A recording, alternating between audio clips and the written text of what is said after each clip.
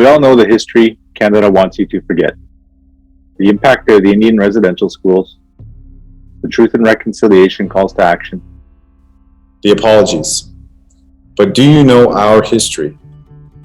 There were at least 5 Indian residential schools, dozens of day schools, and several industrial schools throughout the Anishinaabe territory over the past 2 centuries.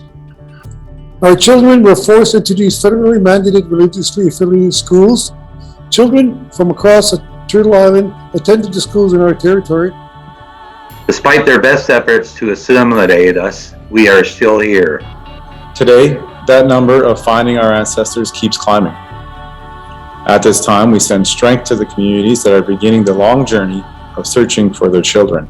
We send prayers to the Creator for the communities that have uncovered their lost children, and to survivors of the Indian residential and day school systems.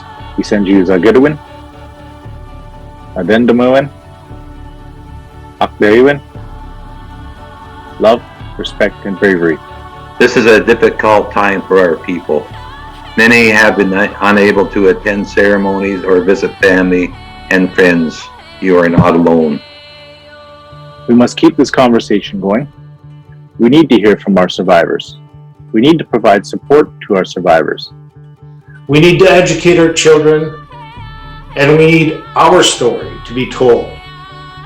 Join us on this path to truth and reconciliation and help strengthen our nations. Miigwech. We encourage those suffering to reach out to your family and friends and to the support listed here. There is a power in asking for help and accepting it.